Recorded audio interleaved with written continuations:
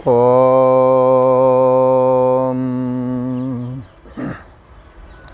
श्री योग वासिष्ठ के उत्पत्ति प्रकरण स्थिति प्रकरण में श्री वशिष्ठ जी महाराज बोले, हे राम जी, जगत की जो इस प्रकार स्थिति है तो कारण कार्य का क्रम कैसे हो।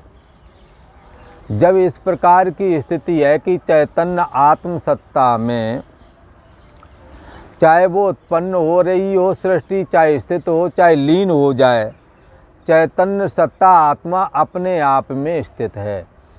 अर्थात सत्ता मात्र स्थिति से विचलित नहीं होती, चेतन मात्र स्थिति से विचलित नहीं होती, आनंद मात्र स्थिति से विचलित नहीं होती, अर्थात एक रस। इसलिए ये जो चैतन्य है कैसा है, एक रस है। और कैसा है, विभु का मतलब व्यापक, विभु नभ सम सो ब्रह्म है, नहीं नेरे नहीं दूर। ये चैतन्य सत्ता ना तो नज़दीक कह सकते ना दूर कह सकते। नज़दीक इतनी है कि अपना स्वरूप ही है। दूर अगर कहो तो कोई जगह ऐसी है नहीं जहाँ आत्मा ना हो। तो जगत की उत्पत्ति स्थिति और प्रलय से ब्रह्म सत्ता को कोई फर्क नहीं पड़ता। वह सत्ता मात्र अपनी स्थिति में अपने आप स्थित है। जो इस प्रकार स्थिति है आत्मा की, किसी प्रकार की तब्दीली नहीं आती, ना ही किसी प्रकार का विकार आता है आत्मा में। तो कारण कार्य का क्रम कैसे होवेगा, ऐसा प्रश्न किया गया है। जब आत्मा में कहते हो किसी प्रकार की तब्दीली आती है नहीं, फिर कारण और कार्य का सिस्टम तो चल रहा है। पिता कारण है, पुत्र कार्य है। आप मकान दुकान बनाते हैं, आपका वो कार्य है, आप उसके कारण हैं। तो इसी प्रकार से कार्य कारण भाव का क्रम तो चल रहा है। उसको कैसे चलाओगे जब आप कहते हो कि आत्मा में कुछ उपजता ही नहीं। इस प्रकार जो इस प्रकार स्थिति है तो कारण कार्य का क्रम कैसे होवेगा राम जी। जो कारण कार्य भाव ना हुआ तो पृथ्वी आदि के पंच महाभूत कहाँ से उपजे। कारण कार्य भाव ना हुआ, अगर किसी कारण से उत्पन्न नहीं हुए तो ये पंच महाभूत ये कहाँ से आ गए। कार्य कारण भाव ना हुआ तो पृथ्वी आदि पंचभूत कहाँ से उपजे हैं। जो कारण कार्य मानिए तो ऐसा है कि पूर्व जो विकार कहे हैं उनका दूषण आता है, उसी से उत्पन्न होते। जैसे मूल प्रकृति में दोष आया, क्षोभ हुआ तो आकाश हुआ। आत्मना आकाशा संभूता, आकाश हुआ, आकाशात वायु, आकाश से वायु हुआ, वायु से अग्नि, अग्नि से पृथ्वी, पृथ्वी से अग्नि से जल, अग्नि से पृथ्वी, अग्नि से जल हुआ और जल से पृथ्वी हुई। और फिर इनका पंचीकरण हुआ और फिर खाए पिए अन्न जल से रजवीर के द्वारा शरीर का निर्माण होता है। हे राम जी, जो कारण कार्य भाव ना हुआ ये जगत तो पृथ्वी आदि पंच महाभूत कहाँ से उपजे। और जो कारण कार्य मानिए तो पूर्व जो विकार कहे हैं उनका दूषण आता है। आप कहे तो आत्मा में किसी प्रकार का दोष नहीं। इससे राम जी ना कोई कारण है ना कोई कार्य है। कारण और कार्य बिना ही जो पदार्थ भासे उसको सतरूप जाने। कारण कार्य बिना जो पदार्थ भासता है उसको सतरूप जाने। यह मूर्ख बालक विवेक से रहित है जो उसे कार्य कारण मानता है। आत्मा में कार्य कारण जो मानता है वो मूर्ख बालक ही है, उसकी बुद्धि अब विवेकशील नहीं है। यह मूर्ख बालक विवेक से रहित है। इसे उपनिषदों के पद पदार्थों का अध्ययन करना चाहिए। आत्मसत्ता अपने आप में स्थित है, ये जानना चाहिए। इससे यह जगत राम जी ना आगे था, जन्म से पहले नहीं था, मरण के बाद में नहीं रहता। यह जगत ना आगे था ना अभी है। अभी तुम्हारे मन का संकल्प ही दिख रहा है और न पीछे होगा, क्योंकि ये अपने आप में कुछ बना नहीं। स्वच्छ चिदाकाश सत्ता अपने आप में स्थित है। चैतन्याकाश ये सत्ता अपने आप में स्थित है। जब जगत का अत्यंत अभाव हो राम जी, तब संपूर्ण ब्रह्म ही नजर आता है। हर जगह ब्रह्म ही वेदम सर्वम, सब कुछ ब्रह्म ही नजर आता है। जहाँ देखूँ वहाँ नजर आवे आत्म सत्ता। किसको? जो आत्म सत्ता का, ब्रह्म ज्ञान का अभ्यास करते हैं।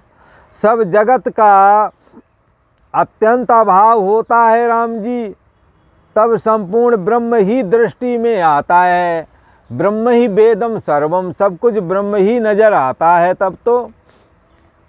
जैसे समुद्र में तरंग भासते हैं, तैसे ही राम जी आत्म सत्ता से आत्मा में ये जगत भाषित होता है। जदप मृषा त्यों काल, तीनों कालों में ये मिथ्या है, मृषा है, झूठा है ये जगत, तो भी भ्रम न सके कोई टार। कोई इस भ्रम की निवृत्ति नहीं कर सकता। जब जगत का अत्यंत अभाव होता है राम जी, तब संपूर्ण ब्रह्म ही दृष्टिगोचर होता है सब जगह। ये जग हरि का रूप है, ऐसा नजर आता है। जैसे समुद्र में तरंग भासते हैं राम जी, तैसे ही आत्मा में ये जगत भाषित हुआ है। अन्यथा राम जी कारण कार्य भाव कोई नहीं है, न प्राग भाव है और न ही प्रध्वंसा भाव है, न अन्य ही भाव है। प्राग भाव उसे कहते हैं राम जी जो प्रथम ना हो। जैसे प्रथम पुत्र नहीं होता है और पीछे उत्पन्न होता है, और जैसे मिट्टी से घड़ा उत्पन्न होता है, प्रध्वंसा भाव वह है जो प्रथम घड़ा तो बन गया फिर नष्ट हो जाता है। जैसे घट था और नष्ट हो गया, ये अन्य अभाव कहलाता है। अन्य भाव कहलाता है। जैसे घट में पट का अभाव होता है, घड़े में कपड़ा नहीं होता, और पट अर्थात कपड़े में घट का अभाव होता है। घड़े में कपड़ा नहीं, कपड़ा में घड़ा नहीं। ये तीन प्रकार के अभाव जिसके हृदय में विद्यमान है। कौन? प्राग भाव और प्रध्वंसा भाव। प्राग भाव इसे कहते हैं नष्ट होने से पूर्व के रूप को, प्रध्वंसा भाव कहते हैं प्राग भाव। अच्छा, तो प्राग भाव से कहते हैं, प्रध्वंसा भाव नष्ट होने के बाद में जो कपाल बचते हैं उसको प्रध्वंसा भाव कहते हैं। जो प्राग भाव से कहते हैं जो प्रथम ना हो। अब जैसा अभी देख रहे पहले तो है नहीं, तो प्राग भाव, प्रध्वंसा भाव, तो जैसे प्रथम पुत्र नहीं पीछे उत्पन्न हुआ, ये तो प्राग भाव हो गया। कोई भी विवाह करता है तो लड़का बच्चा थोड़ी बाद में होते हैं लड़के बच्चे। तो क्या है कि प्रथम पुत्र नहीं होता, पीछे उत्पन्न हुआ, तो अब इसका पुत्र क्या था? प्राग भाव में था। पुत्र तो था इसके जीवन में, पर प्राग भाव में था, अभी छिपा हुआ था। वो एक प्राकृतिक क्रिया विशेष के माध्यम से प्रकट हो गया। तो इस तरह से उसको कहेंगे प्राग भाव। पहले इसका अभाव था, बाद में ये आ गया, लड़का जन्म हो गया। जो प्रथम होकर नष्ट हो जाता है, जैसे घट हुआ था, डंडा मार दिया, नष्ट हो गया। तो ये हो गया प्रध्वंसा भाव। कैसा? प्रथम होकर के जो नष्ट हो जाता है। एक प्राग भाव, जैसे लड़का पहले नहीं था, ब्याह जब किया बाद में हुआ, तो लड़का तो था पर प्राग भाव पहले अभाव था। लड़का ना होता तुम्हें होता भी नहीं, तुम्हारे भाग्य में लड़का ही था, लड़का लड़की कोई भी।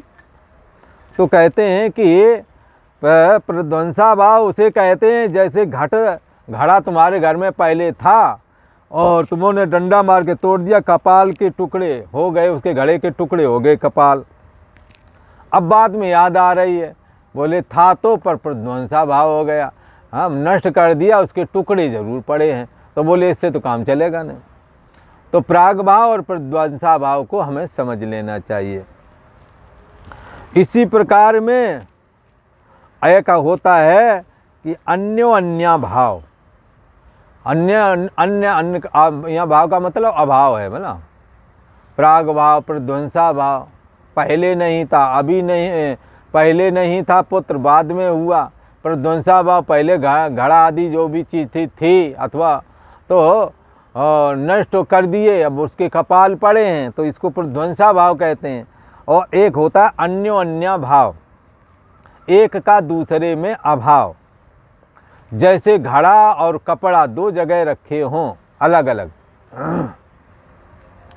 तो घड़ा के अंदर कपड़ा नहीं होता है और कपड़े के अंदर घड़ा नहीं होता है, ये कभी मिल नहीं सकते, क्योंकि कपड़ा अलग चीज़ है और घड़ा अलग चीज़ है। तो इसको कहते हैं एक का एक दूसरे के प्रति अभाव, अन्य का अन्य में अभाव। जैसे घट में पट का अभाव और पट में घट का अभाव होता है। राम जी तीन प्रकार के अभाव जिसके हृदय में हैं उन्हीं के अंदर जगत दृढ़ होता है। प्राग भाव, प्रध्वंसा भाव और अन्योन्या भाव। प्राग भाव को तो समझ लिया है कि अभाव तो था किसका, जैसे तुमने विवाह किया, अब संतान पहले नहीं थी पर बाद में पैदा हो गई, इसका मतलब तुम्हारे जीवन में थी, संतान का योग था। प्रध्वंसा भाव वो है किसी घड़ा आदि और कोई चीज़ में जब आप तोड़ फोड़ करके डाल देते तो उसका प्रध्वंस, उसके टुकड़े बने रहते हैं, उसी को प्रध्वंसा भाव कहते हैं। और घड़े में कपड़ा नहीं, कपड़े में घड़ा नहीं, एक में एक का अभाव, एक दूसरे में एक दूसरे का अभाव, ये अन्योन्या भाव है। ये तीन प्रकार के अभाव जो जानता है, ये तीन प्रकार के अभावों को जानने वाला अभी संसार में ही है, ऐसा समझना चाहिए। अभी वो तत्व ज्ञान को उपलब्ध नहीं हुआ है, क्योंकि प्राग भाव, प्रध्वंसा भाव और अन्योन्या अभाव ये सांसारिक अभाव हैं। तो इन सांसारिक अभावों के प्रति, इन सांसारिक अभावों के प्रति जिनकी दृष्टि है, इसका मतलब है उसके अभी बुद्धि के अंदर में उसकी अज्ञान ग्रंथि का छेदन नहीं हुआ, अभी उसकी अज्ञान की गांठ नहीं कटी, इसीलिए वो सब कुछ करता हुआ भी ये अभी भी दुखी सुखी हो रहा है, क्योंकि अभी वो अज्ञान ग्रंथि उसने कहाँ काटी, अभी तो वो संसार में ही जीता है। जब संसार के प्रति वैराग्य करे, फिर दृढ़ वैराग्य करे और सांसारिक पद पदार्थों को मिथ्या देखने लगे, तब दृढ़ वैराग्य होता है। दृढ़ वैराग्य होने के बाद में शुद्ध आत्म सत्ता प्रकट हो जाती है, भाषित होने लगती है। परंतु प्राग भाव में और प्रध्वंसा भाव में और अन्योन्या भाव में ये तो संसार के लिए ही इन तीनों प्रकार का अभाव का निरूपण किया गया है। यदि तीनों प्रकार के अभावों पर ही आपकी दृष्टि टिकी हुई है तो निश्चय करके अभी आपकी अज्ञानता का नाश नहीं हुआ, अभी आपका कर्तापन बाधित नहीं हुआ है। इसीलिए तो कहा है यही चिन्ह अज्ञान का जो माने कर्तव्य। जो अपने को कर्मों से बंधा हुआ देखता है, ये उसकी अज्ञानता का ही चिन्ह है, पहचान है। तीन प्रकार के अभाव जिसके हृदय में हैं उसको ये संसार ही दृढ़ होता है। मैं आत्मा हूँ या ब्रह्म हूँ, ये भाव दृढ़ नहीं हो पाता। यही कारण है कि उसको शांति प्राप्त नहीं हो पाती। हे राम जी, जब जगत का अत्यंत अभाव दिखता है तो तीन अभाव दिखा दिए। इन तीनों अभावों के द्वारा संसार का ही अवलोकन हम और आप करते हैं। परंतु एक और अभाव है जिसको कहते हैं अत्यंता भाव, जगत का अत्यंत अभाव। तो अत्यंता भाव किसे कहते हैं? उस पर श्री वशिष्ठ जी महाराज कहते हैं जब जगत का अत्यंत अभाव दिखता है, किसमें? आत्मा में। आत्मा निराकार है, जगत साकार है, आत्मा में जगत कभी हो ही नहीं सकता। आत्मा जब माया से जुड़ता है तब उसमें जगत बनता है, परंतु माया से रहित शुद्ध चेतन में तो अहम भी नहीं है। उस निरहम पद में ये जगत कैसे बनेगा? नहीं बन सकता।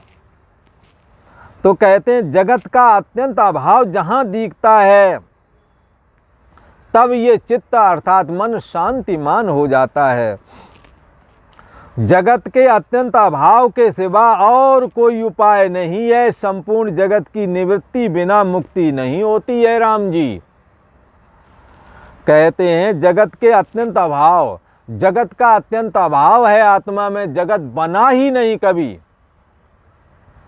ऐसा जब तक नहीं साधक जानता है तब तक की आत्मा में कैसे विश्रांति लाभ प्राप्त हो। जगत के अत्यंता भाव के सिवाय और कोई उपाय नहीं।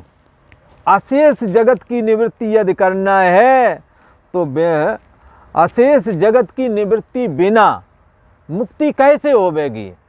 मुक्ति के लिए जगत रूप द्वैत का अत्यंत अभाव होना मांगता है और चैतन्य सत्ता ही सर्वरूप है ऐसा दृढ़ बोध होना मांगता है।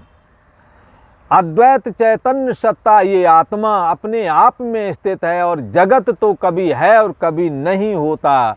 जैसे स्वप्ने का जगत जब जाग जाते हैं तो जगत स्वप्ने के जगत का अत्यंत अभाव हो जाता है, ऐसे ही राम जी इस जागृत जगत का भी मिथ्यात्व दृष्टि का आश्रय करके अत्यंत अभाव देखें। और अत्यंत अभाव को देखने वाला कैसा हो जाता है, मुक्त हो जाता है। सर्वाधिष्ठान ब्रह्म मैं हूँ और जगत का अत्यंत अभाव है, दृढ़ मिथ्यात्व दृष्टि का आश्रय कर लिया तो मुक्ति हो जाती है। इसीलिए का सूर्य आदि लेकर जो प्रकाश, पृथ्वी आदिक तत्व, क्षण वर्ष कल्प आदिक और काल, काल अर्थात समय, जितना भी काल और मैं जो तो हमें और आपको लगता है ये मैं हूँ, यह रूप अवलोक मनस्कार आदि रूप अवलोकन अर्थात चक्षु से जो देखते हैं अवलोक और मनस्कार मन इत्यादि जगत सब संकल्प मात्र है। कौन कौन, समय काल पंच महाभूत और मैं हूँ करके जो ये लगता है, और रूप अवलोक मनस्कार जो सामने विषय दिखता है, जो इंद्रियां देखती हैं, जो मन के माध्यम से देखा जाता है, ये सब चीज़ें कैसा है, संकल्प मात्र हैं। आत्मा इससे अलग है। और आज इतना ही, आगे का प्रसंग आपको आगे वाले एपिसोड में सुनने को मिलेगा।